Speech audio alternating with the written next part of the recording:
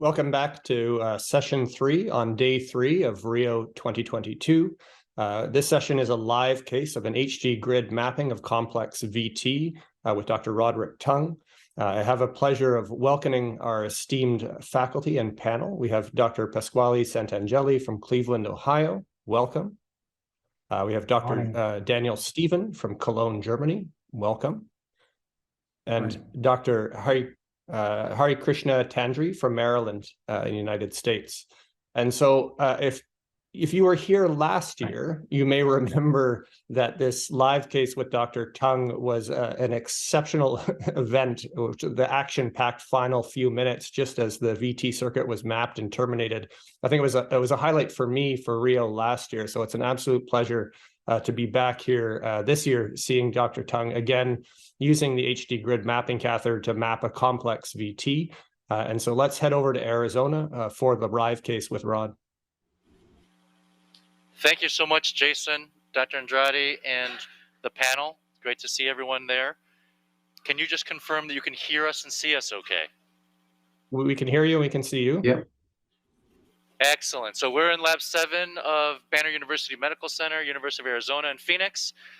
We've got Howie playing the tunes over there on the anesthesia tunes. And in our lab, we have Dave, one of our techs, Leanne, Jason's behind the stimulator, and our whole staff. Really importantly, we've got our first fellow ever with the new ACGME program, Praneeth Kachapati, who's going to introduce the case. Okay, great. Thank you, Dr. Tung. It's a pleasure to be here with all of you today. I appreciate the opportunity. So as mentioned, we'll be talking about using high-density mapping with our grid catheter in our VT case in a patient with who's a redo and a post-infarction substrate. Next slide, please. So just to give you a brief overview, this is a 60-year-old gentleman. He has a history of type 2 diabetes, paroxysmal atrial fibrillation, hypertension, coronary artery disease with a prior inferior MI complicated by a cardiac arrest, and this led to an single-chamber ICD placement in 2002. He's also of note developed severe mitral regurgitation secondary to his heart failure and cardiomyopathy, which led to a bioprosthetic mitral valve replacement in 2019. His device was upgraded to a BiV device because of a left bundle morphology in QRS that was widened at 135 milliseconds in 2008. Unfortunately, his EF had continued to decline to about 15 to 20%. Noticed that there was malpositioning of the LV lead, and so he actually underwent an epicardial LV lead placement in 2021. Obviously, why we're here, because the patient has suffered from multiple recurrences of VT. He had his first ablation in 2013, and then he actually presented a couple years ago in VT Storm, had multiple shocks from his device up to 15, where he had underwent a second ablation where they found a lot of inferior scar.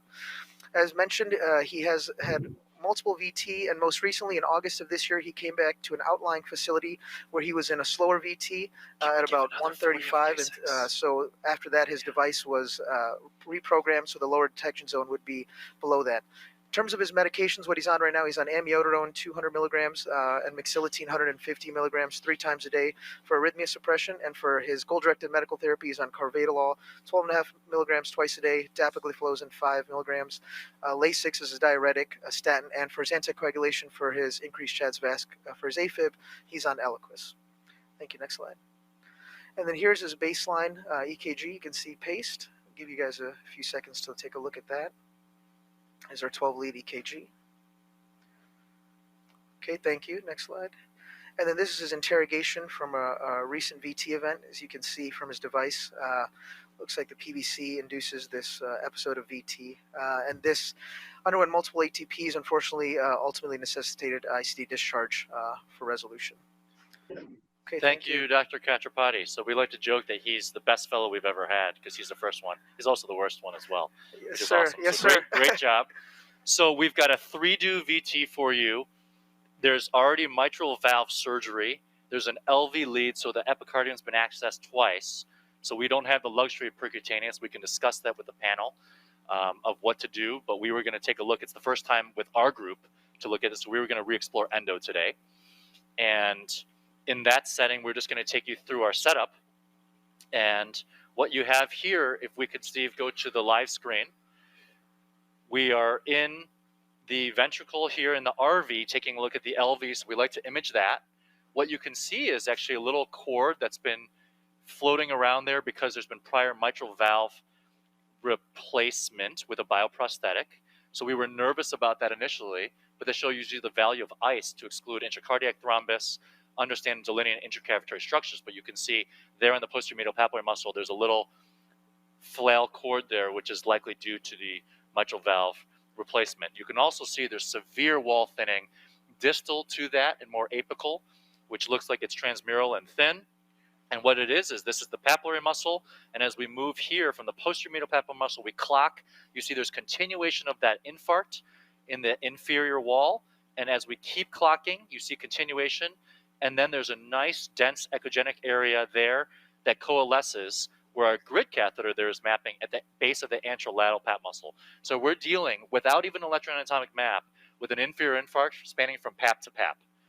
And that's what they had noted from prior, is that there was ablation around both of these. We're doing the case a little bit differently today because we did not induce a VT. What we're doing is we're going to show you high-density grid mapping, show you voltage, show you functional, and then pull the panel, and it can be a choose-your-own adventure. But we have not induced VT yet. Questions and comments from the panel. And then on the fluoroscopy, you can see the mitral valve repair on LAO. You can see the LV surgical epicardial lead that was used. And we have our coronary sinus catheter with just 3 access points in the right femoral vein, 1 in the MCV, trying to get a little bit of epicardial data if we could, 1 transeptal approach, which is what we prefer for LVTs. There's a TRAVERSE randomized trial to compare to see if we can reduce asymptomatic strokes with a transeptal approach, but we like a transeptal approach here, even with the bioprosthetic mitral valve, as long as it's not mechanical. And then we've got our ICE catheter. So I'll throw it back to you, Jason, and the panel for discussion. Sure. Yeah. Thanks so much, Rod. Before I turn to the panel, I just want to remind the audience that we are live, and please put your questions within the main stage area online. We'll be able to address those questions and ask Rod as well as the panel their thoughts with your questions. So I guess my immediate left on screen is Professor Stephen. I'd like to bring him into the conversation, see his thoughts here. Yeah, excellent setting already. Great to see you. Great to be part of this discussion. And I really like your setting, especially seeing what ICE is already helping you with, because it's really something that we don't frequently use in Europe and especially in Germany just for reimbursement purposes. But it's really nice to see how much it helps you to already delineate without any look at the 3D mapping system or anything else to delineate the scar and to see what function-wise happens to the ventricle. I just may have a little question about the protocol not to induce VT from the outset. I mean, it's basically something that I think more and more VT centers are tending to do, not to induce VT from the outset. But I think it's still, worthwhile maybe having a feel for what is inducible in terms of cycle lengths and morphology. So I think it would be our standard, it's fair to say that we would try to induce from the outset to just see what we are dealing with. And then, I mean, it doesn't change really the procedure, because you would probably do everything a little bit like substrate wise and then see at the end what's happening in terms of the induction process. But just to get a feel about the cycle lengths and morphology of the VT, this also kind of helps you from the outset to guide you to some location in terms of where you want to address the substrate first. What do you think? Totally agree. We're just flipping the script a little bit to make it interesting. We typically do the induction right at NIPS, but today we decided we're going to do something different because I think it forces some of the conversation of how valuable is an induction of VT. We're probably going to induce VT here today, but the question is, how necessary is it? Some of the homogenization schemes, which have really been shown in randomized trials, and some of the only ones to be better than limited approaches, induced at the end. So one could argue that if you just do some modification first, then you induce at the end later, or get your high density map and then induce VT when you're strategically positioned. It doesn't even matter what the VT looks like. And we know that there's shared exits and things as well. So you could sometimes be thrown off by the morphology. So we kind of went straight for the substrate. But your point is a good one, and it's our standard to induce VT prior to VT ablation usually as well. So Professor Santangeli, you're middle of the panel to my left. I guess if this were your case, what would you do next? Yeah, I mean, this is a fairly complex case because the scar is very extensive, as you can see on the substrate on the ice. So it will be difficult, I think, to define what the clinical VT is because of the spatial resolution of the ICD electrograms, especially in this context where the scar substrate being so far away from the ICD really coil and can really you can really define what's clinical based on only ICD electrogram. So I would have done probably the same as a rod, doing probably a substrate map first and then induce potentially afterwards. Although in a small percentage of patients, you may have also VTs not coming from the substrate. The question I have for Rod actually is it seems like you're mapping from a one wavefront, right? From the LV pacing lead, does the nearly break out in the anterior wall? Is that correct? What type of wavefront did you choose for this? And then I have another question about the isochronal map. Great question. The other thing to add there with our setup is, as you may see in the top left corner, this is very live. The pressure is 78/40 and we're in sinus rhythm. So we're doing a little ICU stuff here. We also transduce the left atrial pressure. That's a new thing. We're always transeptal. Why are we not looking at the pressure in real time? Left atrial pressure was 40 when we went in, and we already gave 40 of IV Lasix and got it down to 25. Sometimes when you're transeptal, you might stent open the mitral valve and get MR, and you see big CV waves. So I think this is a really important advance, at least in our practice, to understand the hemodynamics. Right now, we have the patient on some dopamine. It was 2.5, now it's 5. Howie, now it's 10. I believe just to stabilize this pressure. But I want everyone to be aware of how critical these can be in all VT cases you're running in mini ICU. To respond to Santangeli's question is, which wavefront are we choosing here? Well, the patient was bi-V paced, as we showed. And as Praneeth also showed, you can't tell much about the substrate. So we like to inhibit bi-V pacing and understand what's really going on. And a lot of what we've done with conduction system physiology is based on inhibiting bi-V pacing and seeing intrinsic. Jason, if you can go live to the 12 lead and just go up and scroll up, you could see that this was a CRT and even went epicardial lead, but this may or may not be a real left bundle by Strauss criteria. The width of it was about 140. So it allows us to understand the Purkinje and the nature of the true conduction system abnormality, which is a nice byproduct. The other thing is that when you're pacing, you don't know what a retrograde Purkinje is in relation to a late potential. And that's another reason there's a preference for me to actually map intrinsic. Although there's some data to suggest that maybe RV pacing is better, maybe bi-V pacing is worse. You know that we're probably going to play around with some wavefronts here. But to answer your question, we inhibited, and this first wavefront here that we're mapping, which is live, is just the intrinsic IVCD that is borderline Strauss criteria. But when you want to talk about a gold standard for left bundle, if we can find Purkinje potentials distally, we know it's not a true left bundle branch block. So this is just sinus rhythm. And again, I want to highlight as the comment first, you can see the grid catheter very nicely in an area as we take you through the substrate maps. You can see the mitral valve. You see the grid catheter flush up against this very thinned out wall, and it's right in between the base of the anterolateral pulmonary muscle and then the basal kind of inferior wall. Just to show you the map here, let's show you sinus rhythm, and then we can go back to the panel. So let's start from the septal view here, Nathan. There's septal view. So this was all with a grid map here. This is during sinus rhythm. We marked the hiss. You actually see some little Purkinje potentials as it's going through. So it's our contention that this is probably not a true left bundle branch block. It confirms it's probably IVCD. Then as you move away, you see there's no crowding. It's red, global orange, big yellow, big green, big light blue, follow the colors of the rainbow. Then you go here to the substrate, and it all ends up in this dark blue purple. If you propagate it in this region, and we're looking at only propagation, we'll play that, and it all collides and converges into kind of two pockets there. Do we see an actual line of block? Well, not really. There's not a huge overt discontinuity with some reversal of activation, but you can see there's deceleration. You can show it's not normal. And if you go to the live screen right now, we've got the grid catheter in the middle of it. And if we go live screen grid, Jason, you can see what we're recording in the middle of it. And we're seeing some beautiful fractionated, low amplitude, high frequency signals. And you always think that when someone's been ablated twice, they're going to start looking a little bit more bald or bland. Then you're not going to see this. But we're actually able to recover some of these, probably from a really great grid position, small electrodes deep into this infarct. And what's obvious here is there aren't true isoelectric segments. There's nothing that looks split. Nothing would really qualify as a line of block. And this is all kind of converging into a coalesced wavefront into this infarct. Now, if we look at voltage, which we have not shown you yet, we're doing it the other way around as traditional, there's the voltage map. And if we just spin that up a little bit, you can see we're within dense scar, we're at 0.5 to 1.5 Marchlinsky-Kalin standard, and you've got a massive inferior wall, low voltage abnormality, again, from pap to pap, from base to apex. So if you're a homogenizer, you want to just start going, because you got to fill in all these areas here. We're going to see if we can try to refine it and tell you where to start homogenization and maybe do some strategic VT mapping here.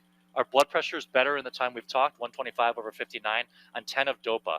Left atrial pressure is still 36, so we're giving another 40 of Lasix. So I'll turn it back to you. Thanks so much.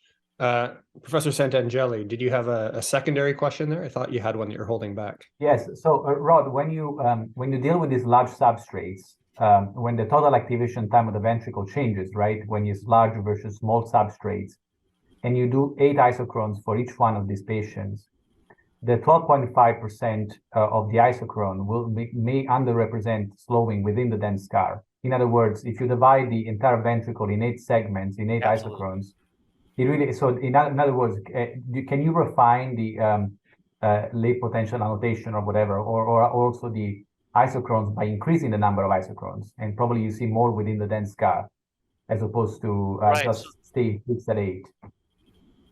Well, this is a great comment, Pasquale. This is a major limitation people have said of just standardizing by dividing to 8. I also think it's the greatest strength, because what it is relative to the window of activation. If you just say I'm going to do isochronal steps at 10 or 15, sometimes you have all these gradations and it's not easy to see. So if the window is still wider, you're looking for the area of greatest discontinuity in that whole window. And whether that window is 80 or whether that window is 200, it still is relative to the whole window of the crowding. But what Santangeli is saying, which is absolutely correct, you're going to get variation to the isochronal step size, and you might not be able to see it as well, but how it propagates is actually the same, regardless of having 1,000 isochrones versus 8. But what we were thinking is most people don't do bi-V pacing, because that's also converges the wavefront, and it's kind of a final arrival. And that's what you don't want. You don't want a collisional wavefront, and you don't want a parallel wavefront for abnormalities. But in this example, because the scar is infralateral, it's possible that an LV wavefront would actually be better than a late arriving wavefront. If you're looking for a line of block, you want to pace as close to the line of block as possible rather than as far. And we're the furthest away with this intrinsic rhythm to this actual abnormality.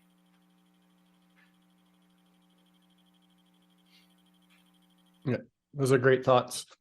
We haven't heard yet from Professor Tandri. I wonder if I can bring him into the conversation as well. ACT. Sure. Thank you. Thanks, Rod. It's fantastic images. As looking through the ICE images. Just want to go back to the actual pre-procedural thing itself. We do again, like Professor Stevens, we do get a NIP study. I know that's your workflow as well. I think there's some value actually having what the cycle length of the VT is, and also especially in this particular case where the VT was below the detection of the ICD and slow VT. Sometimes you end up not inducing the VT at all under sedation in the EP lab. So it becomes important to be able to know what we are targeting. I just want your comments on that. And we also routinely obtain a CT scan or some sort of an imaging before, so you kind of know where the scar is before you get into the EP lab. And these ICE images are making that sort of not relevant, but they're definitely useful in procedural planning. So what's your plan on pre-procedural imaging? Do you guys get an MR or a CT prior to bringing patients to the lab? Yeah, so the imaging has been a huge advancement, because there's obviously been really big moves in MRI with wideband, with CT wall thinning, with a lot of what the Bordeaux group has done, what Antonio Baruzzo's done. But we currently typically do MRIs more. We don't always do imaging for ischemics because we know we're going to have a substrate. I think in non-ischemics, there's more yield because you start being able to differentiate the mid-myocardial, the septals, and that really has a lot of implications how you're going to go. If it's an anteroseptal or a mid-septal substrate or a stripe, you're not going to go epicardial. And the non-ischemics is a mixed bag, you don't know. So I think it's really valuable to do imaging. We do imaging on every non-ischemic. For ischemics, in this case, he was coming from far away. We did not do prepositional imaging. We have not done a lot of fusion with image integration here. And I think one of the limitations of registration is obviously that you're comparing an image that's from the day before and then the other, and then you have anatomic changes. And registration errors can be somewhere between 4 or 6 millimeters or even 7. And that could be the difference of being in the isthmus and out of the isthmus. So I think when it gets to this nitty gritty, sometimes it's great to get to the region, to get to the substrate, but in terms of the mechanistic stuff we're interested in, which side of the line of block might the isthmus be from the outer loop, that can be a game within 2 or 3 millimeters, which there's some limitations when you interpret imaging studies. But I think the value of it can't be overstated. Knowing what you're going to get into, seeing a roadmap before you take a journey, it's always going to be useful. Yeah. One additional question, especially related to this case, given the hemodynamic compromise after anesthesia or even during the case, what is your position on routinely getting ABGs or monitoring pH or lactic acid during the case? In our practice, we just tend to do that routinely in patients with impaired ventricular function. Hari, thanks for the reminder. Our position is that we always get a baseline ABG, and then after every induction, we always get another ABG. And what we ubiquitously find is a fault to nobody. We typically underventilate patients where they'll be a little acidotic, it'll be 7.28, and the PCO2 will be about 48 or 50. And then we say, well, you know what, we need to increase the rate or the tidal volume. So what you just said is so key as we talked about running this mini ICU with a left atrial pressure at 35. Right now our blood pressure is 145 over 58, so we're much better on dopamine how we have 10, right? The constant communication between the anesthesiologist is critical. We've had unbelievable collaboration with Anesthesia Solutions here. So you're absolutely right. You got to keep checking frequent because this is how you get into PEA and hemodynamic collapse. Or if the pH is persistently 7.2, you got to think about MCS. So thanks for that reminder. And we're getting an ABG right now, Hari. Fantastic. And I think Rod, this makes an important thing. We bring these complex patients to the lab, and I think it is an ICU, really, what we are running in there. And one of the things that we do routinely is the ABG and urine output, and we have 2 people kind of in charge of calling that out on an hourly basis to see we're heading the right direction. Especially a drop in the urine output can signify a hemodynamic compromise. Even the pressures look normal. Every electrophysiologist can round in the CCU because we're titrating pressures, we're managing vents, we're looking at lactic acid, all of that stuff. So it really shows the high intensity nature of VT ablation for sure. But it definitely takes. Yeah, I hope none of the CCU people are on this call. So what we wanted to show you really quick, we've blown up the screen huge so you can see electrograms. Can we make it even bigger? Can we make it the whole thing? I have one last question about Sure. extra stim pacing. I know you're a big proponent of that. Do you routinely do that in these cases? Well, I think that deep and S2 stimulation is amazing when you have a concealed struption and you can't find it. So the way to find discontinuities is either change a wavefront or do differential pacing, which is possible, or 3, give an S2 and see if you can functionally delay something or expand a line of block or create refractoriness. So that's definitely a way. I think that's really important when you can't see anything. But in this example right here, if you look at the baseline rhythm here, you can already see there's a very far field component, there's a more near field high frequency component, and then there's a secondary component. There's actually 3 components to the green A1, A2 lava, right? And as we pace, and again, everyone tells you don't do bi-V pacing. There is no rhyme or reason as to say that one wavefront's the best for any substrate. We believe that you want to pace as close to the abnormality as possible. So in this case, LV pacing might be better. So we activate the LV epicardial lead. Dr. Katrapati did that, and you can see we toggle between sinus and bi-V. If you take a look at what happens with the second beat of pacing, you have the far field component immediately after the stim. then you get the sharp component, and then you get the tertiary component there again. But then when you see on the red splines, you see a very wide split signal between a very far field component, which is what's leading the pack, and then the late potential. So now, with BIV pacing, you've discovered or unmasked a concealed line of block. And this is really relevant at this one location. So nobody would ever say that D1, D2 in red is a line of block, or D3, DC3. But now you see there's a very wide isoelectric segment across it that's over 100 milliseconds. So this again is all the techniques are good. The goal here is to find a line of block or a major discontinuity, which could be a fixed barrier for reentry. I agree with you, Rod. One of the things that we've noticed is that there are many of these conducting channels which are passive and probably don't even function when your heart rate, when your cycling goes to 600. Or even when you start pacing even a little bit faster, all these blind alleys kind of block.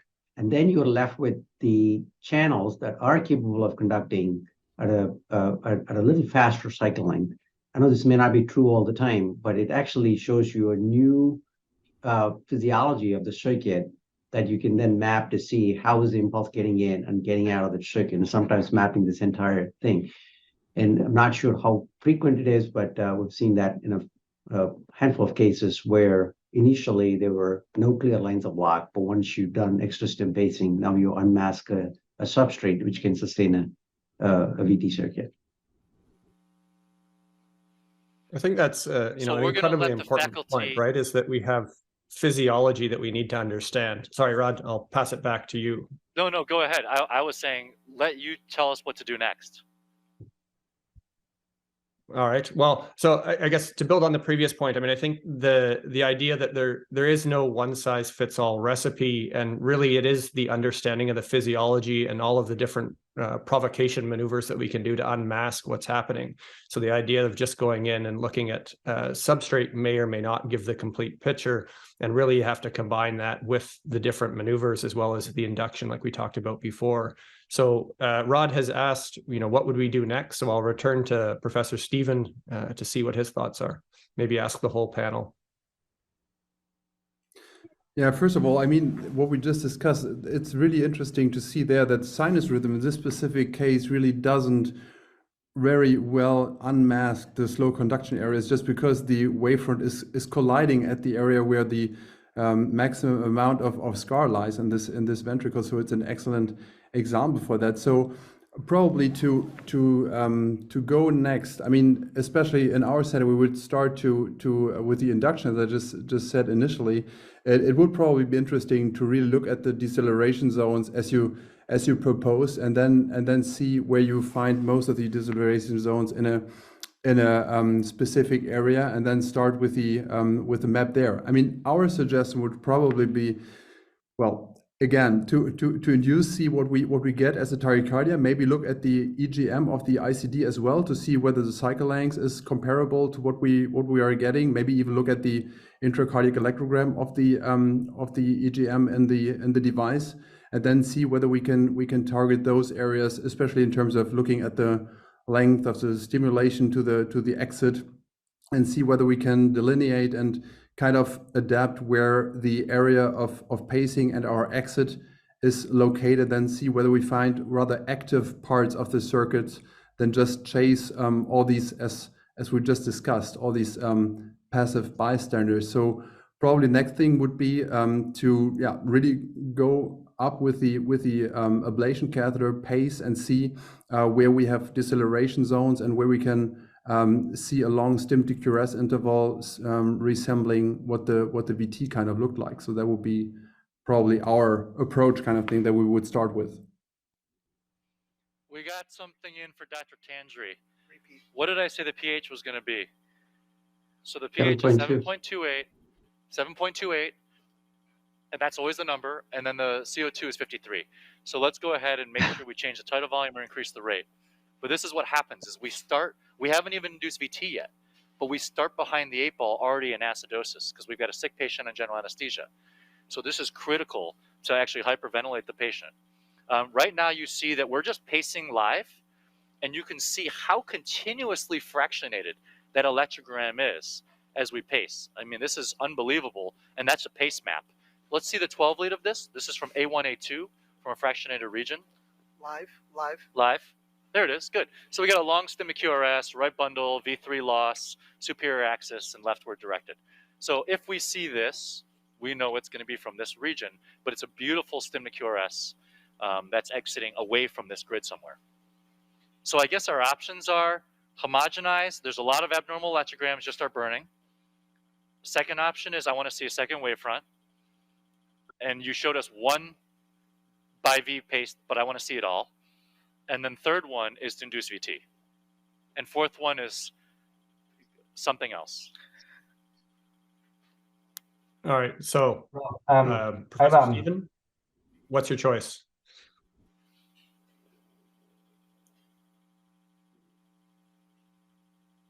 Which one of those four would be your first choice? So you said, I think induction would be your next step. Yeah. Well, whatever. I mean, we can start with the first option to look at a different wavefront in terms of different pacing side, of course, as well. Okay. Professor Santangeli, how would you direct him? Rod, I think if you're on top of a line of block, if you put the HT grid on top of it and you pace from one side or the other, you should have two different pace map morphologies like Deschelou has shown. And the question is, which one of these two matches more your clinical VT on the ICD electrograms? So I guess you can just do pace mapping and run the ICD electrogram to have a general sense if the area of interest is one side or the other of the line of block, and then maybe do an induction with HT grid in that location. Perfect. And the last one, Dr. Tangeri, your vote? I think I would vote for induction of VT as well. It's something that we have to do at some point just to understand, because it's a big complex substrate and it's hard to homogenize this entire substrate. So to put it in a good location where there are significant delays, continuous fractionation, and then induce VT and hope that you're right on the spot. Awesome. Let's just do one pacing maneuver at the opposite quadrant of the grid. We did A1, A2. Let's do D4, D3 live. Just getting ready. And of course, no capture. And we're at 20 output. This is a real problem for us sometimes too, is there's so much non-selectivity, but we're at 20 output and we can't capture. And this is not unusual in SCAR. Can you try D4, C4?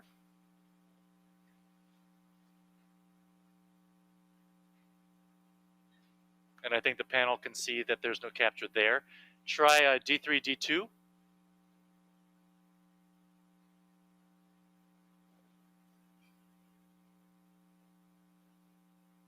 Okay, so I think Dr. Santangeli is very satisfied with an inconclusive result probably, but this is not uncommon. But what we are going to do is induce VT if that's what you want, and we're not going to run up against the gun this year, Jason. It's 11:03 and we've got 27 minutes, so we can definitely go for some VT mapping. Maybe before that, we'll do some by V mapping. Why don't you show him the by V map? Oh, actually, hold on. He's going to show him the map. So Nathan is now showing you the activation map here, which is coming from the mid-lateral wall, where where red and white are. And why don't you go ahead and play that propagation? You see right where our grid catheter is there, right where D2 on the red spline is, there's a huge area of delayed conduction and maybe even block. And that is what we're seeing on that kind of differential pace with bi-V wavefront. So that's much more exaggerated, the zone of deceleration or even a line of block in that region. Why don't we go prospectively here in real time to bi-V pacing? And can we blow up the live screen as really big again and just show them? Let's just have Praneeth toggle to bi-V. And I just want the panel and the audience to see what the electrograms look like with bi-V pacing. We're by V now. Okay. So we're going to move around here a little bit. And there, beautiful. You can see that you've got like 3 components on D1, C1. I'm going to move just around a little bit here. Boom. Okay, so you've got more splits here, but you got really departure. It almost looks like there's an A, His, and V here on some of these, right? So you got like 3 components, a far field, a near field. make it a little smaller so I can just see the map and move around in this environment, just so everyone can just realize that we want to validate what we're mapping and where this discontinuity is. But to me, there's like a split electrogram on C1, C2 that might even have an isoelectric segment. So let's just move around in this here, just so people can see the movement of it. Here we get late, and you can see up at the annulus, late doesn't mean much because the electrograms don't look that abnormal. Here there's kind of collision, even up in this region. Let's come down from late in the annulus and come down to where the purported maybe D cell zone is, and there is where I think there could be a very localized line of block, and we're straddling it with the grid. Okay, so there, can you just freeze that and see if it's 20 milliseconds in between D1, C1, which is our arbitrary definition of a discontinuity? And Nathan, why don't you go, yeah, between the second one, I like it, and the third one. Come back over, more back to the onset of it. Yep, good, a little more. All right, so under 60, so about 50 milliseconds. So if anyone's read some of the circulation stuff and the ILAM stuff, we can say that a localized line of block is about 20. We've never characterized what a localized line of block is that's not anchored to an annulus, right? We know with CTI it's about 90 to 110. But what is it when there's a pebble in a stream and it goes around, but you still have an isoelectric segment? So I would say the grid right here is over a more accentuated line of block, and note that the light blue isochrone is missing. It goes from light green to dark blue. So that's why Nathan is drawing a line of block there. And that is a potential isthmus boundary that I have no clue if it matters or not, which is why I wanted to do this live. We don't know if this means anything, but if you say there's a line of block, it can either go on one side or the other. It could be the outer loop on one, if it's like an incisional flutter, or it could be a three-dimensional boundary, and it goes underneath that line of block because it's a cylindrical isthmus, like an hourglass, and it either breaks up above it, which will give you an R-wave dominant basal, or it comes below it and breaks out towards the anterolateral muscle, which will give you 3 greater than 2. So I could imagine 2 different morphologies here, which either be R-wave dominant or 3 greater than 2 looking like anterolateral muscle breakout for this VT, and I haven't seen a single VT yet. May be totally wrong, but I think that's more interesting to put it out there than to already know it. Any comments on this BiV wavefront and these electrograms? That's funny. We were like, oh, no, let me come back.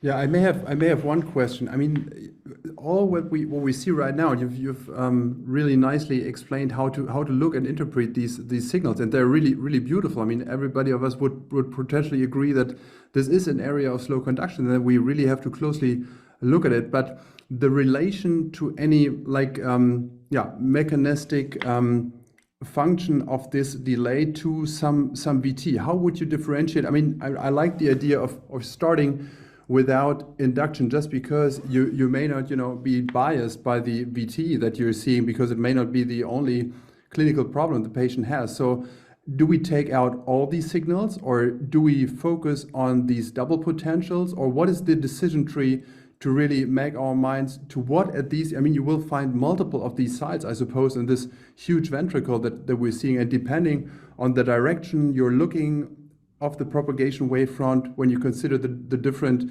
settings that you can also set the H3 grid to, and then the different spacing site as we just discussed. I mean, how would your decision tree be? Let's say we wouldn't induce VT now. What is the approach? How would you decide which of these late potentials to go for first? Right, it's a great question. So if I'm imagining this line of block as an isthmus boundary, then I'm going to ablate on both sides of the line. So that's kind of how it would be, regardless of what the VT morphologies would be. I mean, we've already paced one side and seen the other side as well. Just tilt up a little bit. You said that you had commented that there may be multiple, and you're right. If you take a look, we've drawn another yellow one, another line, and you can see that there's actually a line of block in that region too. So there's 2, and you're absolutely right. They're multiple, but it's usually not more than 2 or 3. So if you look at this whole area and flash it back to the isochrone, the specificity of a D cell zone is obviously not going to be that high, but it's way higher than low voltage abnormality. And go back to the low voltage abnormality on BiV. We're going to just change the... Oh, there's a pacing spike that we're capturing there. Okay, so that's artificial. because the window's off, so we'd have to returbo map it. But if we went back to the original, you see that low voltage has no specificity, and that's obvious. But if we just go here, we can say, well, let's focus here. But how we're going to use this is to position the catheter at this location when we induce VT as a potential point of interest. But I totally agree with you. I would like to see the VT first, and then maybe pace map one side of the line and see we got a great match, and then I know it's good to go. But we can do the same with just a quick induction of VT now and be ready, Right. because one of these will probably be a candidate signal for it. Can we pace map D1C1 while the panel's discussing? You can come off now. Go back to AII. Yeah. Pace map D1C1, the first red. So we've got about 19 minutes. Okay, and show us that morphology. Really long duration electrograms on the grid during the pace mapping. And there it is. You get a very basal predominant R wave dominant. And that's what's to be expected. So let's try again. Let's try to pace below it. So maybe we are in a better position. Good, so everyone sees that. R wave dominant. And then let's go ahead and see if we can pace D4C4. I don't know if that's sufficiently below it. Go to a green one, like A4, B4.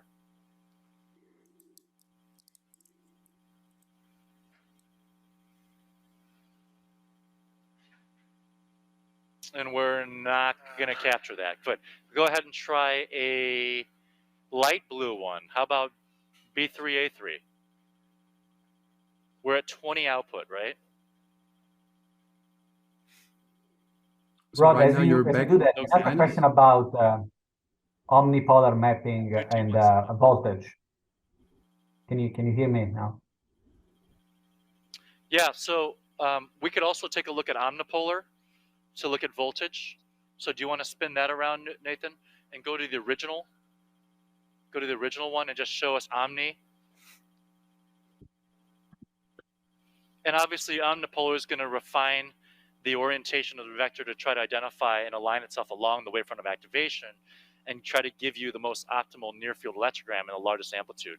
So typically with omnipolar technology, you typically will see a smaller scar for a given set threshold. But I think that the issues we have still in VT is being able to annotate near field versus far field. And when you have multi-component electrograms, you don't know which one it should be, which is why we still need humans to say, well, all of them are potential candidates. And a single annotation is not going to really summarize all the information at a given site. Are we able to show omni versus just like a peak? So here's peak to peak. Okay, so we're going to have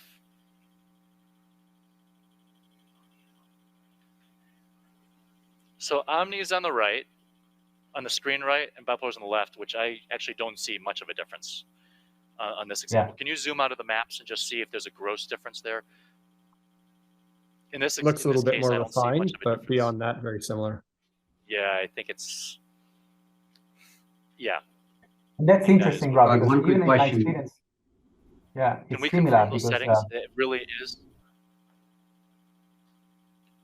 Well, if you look at the electrograms themselves, they're just so low voltage, right? Yeah. And if you look at live screen now, C2D2, they're so low voltage. What's the amplitude of that? And you see a very sharp, secondary potential there. What's the amplitude of C2D2, Nathan? Just to know what we're discussing, because we're not even capturing it here. So this is all dense scar. So you're not going to get as many changes in mixed tissue with different wavefronts. It's 0.1. Everything we're showing you on the grid is 0.1 right now. So I think that these differences are more relevant in mixed scar tissue, which used to be called border zone. But border zone is confusing because you think about it anatomically at the edge of the scar. But anything that's not dense, we call it mixed tissue. And you're going to get more variability because of how the far field and the healthy tissue activates relative. Can we go Now, ahead and Rod, just do did you have a Yep. On a D1C1? polling question to ask while you're inducing the VT? I think we've kind of done a lot of the polling questions. I mean, the question is well, which techniques have been shown to improve outcomes? Number one, high density mapping for VT scar related ablation.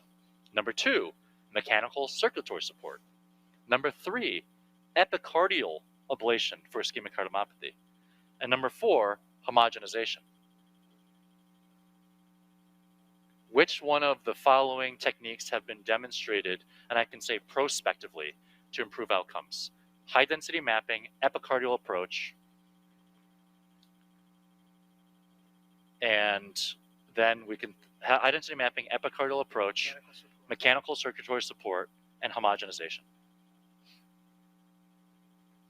That would be the polling question. Can you just start bursting here at 400 on D1, D2? So I haven't seen any results We've come got through about yet, but I 15 think the minutes polling left. question is up for the audience. We're going to do what everyone wants, which is induce a little VT. Howie, we've got a blood pressure of 124. Off. Do burst down from 400 down to 300. Sometimes we can try to winky back from this site, and once we see prolongation of the signal and long, like there, off, okay, again. And we don't even know if this patient's inducible. We've withdrawn amiodarone and maxillatine only 48 hours before. Amio is going to take a lot more with 3 half-lives. Burst from 400 down to 280. Let's keep looking at the pressures. They go into 77. So this is also good for the audience to know that even though you may never induce VT, you're still causing a lot of hemodynamic perturbation with just ventricular pacing. This is some of the reasons why we don't love a lot of S2 mapping. Sometimes we've found that we actually start creating hemodynamic compromise on it. So strategically, I think it's be fine. Why don't we do program stim and give them a little time to recover? We've made that adjustment with the ventilator. Can we draw another ABG, please? The pH was 7.28 with a CO2 of 53. So we're going to do 400, 300, okay? And we're hoping we get something. This is real world. I'll throw it back to the panel as we're just quietly trying to induce here. No, I mean, I think the important aspect is you took the time to get the hemodynamics, everything optimized right at the very beginning. And I think while you're doing that, you know, you can get all your map, you can get all your data, and that puts you in a good place once you start doing the induction. Dr. Tandri, any thoughts at this point during the case? Yeah, sure. I think you know, a lot of the scar has a very high density component of fibrosis, and so you can't really capture. But it would be interesting to see if whenever there is a capture on the long stem to QRS, is the exit morphology, or is it the morphology of the paste to be the same? Meaning, is it a septal exit? Mapping. Okay, let's go back to Rod. Got some candidate diastolic signals there on red. Mapping. We're going to set QRS to QRS. What's our blood pressure? It's low. Why don't you give one push of ephedrine? You just pulled an ACT. Okay. That's why. We're pulling ACT. Blood pressure is a little bit low. Here's something in diastole. Candidate pressure is really low. Okay. Coming up here. Charge, please. We're 56/48. Map of 45. Just a minute. See if it recovers a little bit. He's giving meds right now. This is early. He's giving meds right now. 46 map. Not coming up here. Why don't you go ahead and shock, please? Shock. Okay, let's see if this recovers.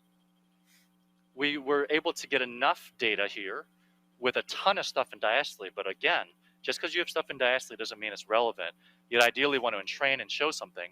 But if we can try to get to the exit region, let's take a look at that VT morphology. Okay, so that's the R wave dominant one. And it's all R wave. Everyone can see it on the review screen. If we can blow it up, it's right bundle, superior axis with the V6. Can we compare and contrast that from the one that we paced north of the line and see if it looks similar? I think it looks a little different in lead 3 and 2. This one has a little bit more inferior axis on lead 2, but 3 looks kind of, there's a little split there. There's some inferior lead discordance. This is a very valvular exit. It's very, very valvular. So we should see if our cycle length is mapped and we go onset to onset, we should see an exit that we're purple and white, which is what we like to do, where QRS starts, is kind of closer to the annulus, wherever it is. The interesting thing is on preliminary, it looked like it was kind of a little bit lower off the annulus. But now we finally have a VT. This, however, is probably not clinical because his clinical VT was 140 below detection. Correct. Yeah. So that also brings us up a nice example of how much do you go after a non-clinical VT that's not the same cycle length, not even morphology. Can we look at the sinus rate during VT while we throw this back to the panel? we're back. Our blood pressure is 149. CS, Left atrial pressure is still CS. 30. Look at the sinus rate and the CS during this. This is something that Margarita Pulho Lopez showed at the Josephson Symposium. Go ahead and measure the last sinus rate there during VT. CS to CS, good. It's 611, right? So there's something that's not right when someone is at risk hemodynamically with a MAP of 45 and they're not in sinus tachycardia. And our question is that a vagal response? Is there some underlying vasodepressor response that the sinus node is a marker of?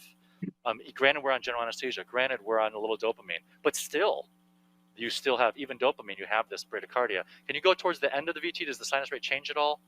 Because what we're also going to do is if we go for it again, we're going to prospectively give a little bit of atropine to see if we can give a little boost and see if that can decrease any vasodepressor response and give us longer time to map. And then we'll go back to I think name. another part of the problem, Rod, is that these patients are on chronic antiarrhythmic drugs, which suppress sinus node function. And Yes. short duration is not going to help. And these are also, most of them are, they do have some kinetics, which makes it like when the rate goes faster, there's some use dependence in all of these antiarrhythmics too. So I would probably hang my hat on that. Thanks for that comment, Hari. You're absolutely right. I mean, these are obviously structurally abnormal hearts, a lot of antiarrhythmics, beta blockers, etc. You can actually see that right before shock, the sinus rate is 645. So that actually went down from 611. So there was actually bradycardia during this, which is obviously inappropriate in a maladaptive response. But you're right, 6 substrates, a lot of different medications, a lot of confounders. Let's take a look back and piecemeal that VT back again. And let's go ahead and give him a milligram of atropine as well. Just have it ready, but let's not give it yet. Can we piecemeal? Let's shrink that down. We know the VT is R-wave dominant, but it's unfortunately not clinical. And let's see what we got here of this VT. Great. So this is what's really important. We will go back to this map now and spend all the time and look at diastole and look how it's annotating. Can we blow up the EnSite map to be the largest thing now on the screen? Because how it's annotated is the most important thing there is in a map. It can't just be that you move something around and you hope for the best. So what we're looking for when we set up the window, you can see is QRS to QRS onset is purple and white, which actually looks like preliminarily without any annotation. It's lower off the annulus, which is a little surprising. Fine. But then what we do is we look for diastole, and when all these complex components, the question is which one is actually which? Aha. So there might be some noise. Let's go look at the purple there. Yep. Are those real? So this is where it becomes a problem, where we say, all right, well, then there's activation there at onset. That's fine. These are such low voltage electrograms.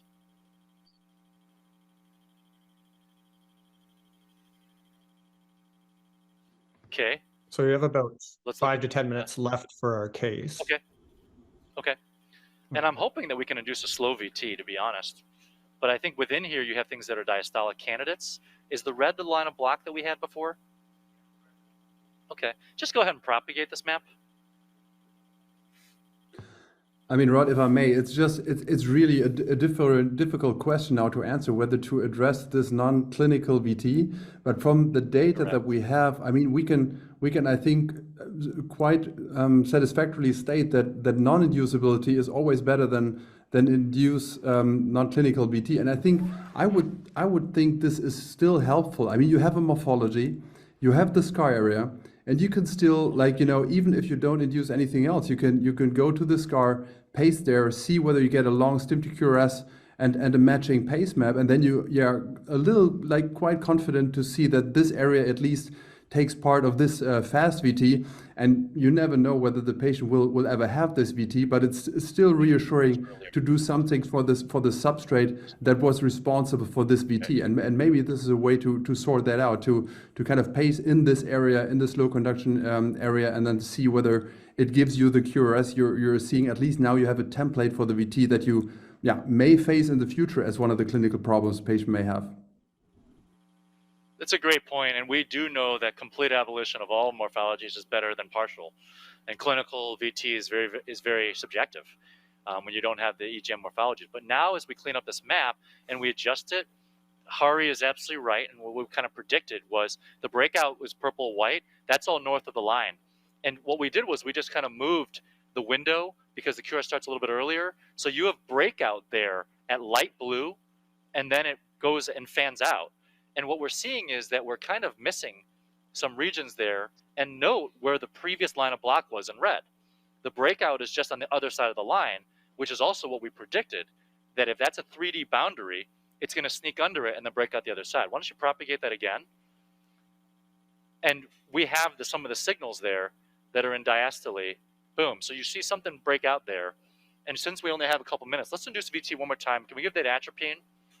But if everything gets cut with the limited time we have, our plan is obviously going to be to eliminate abnormal electrograms on both sides of the line of block, probably reinduce again, and see if we need to do more. VT. But obviously more is always better, and elimination of all VTs is best. So Go for it. let's go ahead and induce right over here. So while you induce, maybe we can bring up the poll results just before the Yep. case concludes. I'm inducing below the pretty line to see if we have something different. Go for it. So fairly widely split responses. So Rod, in response to your question, HD mapping got 37% of the vote, mapping in VT 31%, epicardial 17%, hemodynamic support and extensive ablation less than 10%. So a little bit of a variability there in the response to the polling question. So that's interesting because there's so much bias because the case is HD grid mapping. The true answer is homogenization. There was a VISTA trial in JACC, and then there was the one by glucagon by Natali's group in JACC for non-ischemics. And it's the only one that's prospectively randomized has been shown to be better than anything else. There's never been prospective of HD mapping. There was a Pure J's one that's post hoc that showed that with new technologies, epicardial, things are better. And we've never done an epi-endo prospective study at all. And MCS, if you look at the permit studies by Vivek and Jacob, they've never been shown to reduce VT freedom. They've shown to increase time in VT mapping, but never to reduce freedom from VT. So the correct answer is what 10% of people thought it was. 250 on the left. Yeah. And there we see, finally, as we're refining this map, you really do see there's a breakthrough of that just north of the line of block, which is really nice. So we're trying to induce VT one more time. Maybe we'll try to recreate last year and see if we've got 3 minutes here and do something. We're ablating south. I mean, we're inducing south of the line right now and seeing if we can get a different morphology. That blocks. Let me come up with a little different area. Let's try here. We'll take any VT. Atropine was given.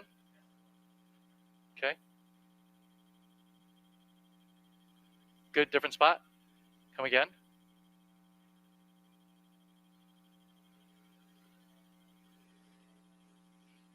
What's really beautiful is you can see the grid catheter and the local activation in the period that's the long stem to QRS. So you can actually map the pacing with long stem to QRS and see the course of the pacing impulse to the exit site, which actually could be a great surrogate for the actual isthmus itself in the isthmus direction. You have some locally split signals there as well. Yep. It highlights the value of being able to get that that clarity in terms of the circuit and the substrate and everything all in an ease of use mapping abilities. Do a burst from 400 down to 250. Especially when you're dealing with a challenging third time ablation with extensive infarction there. Go, Maybe as we down, come down, up to down, our final minutes while you induce. We're in VT. We're in VT. Here it is, same guy. Look at yellow. We've got some candidates there, C1, B1. What's our blood pressure right now? Okay, 65 or 40, but our map is 50. Okay. Map here, it's the same guy. Good. Let's refine this. Okay, coming down. Give us whatever support map you is need 50. Whatever support Okay. you need. Holding at 50. Because he wants to ablate this. Right. Good. Get a little bit more of this here.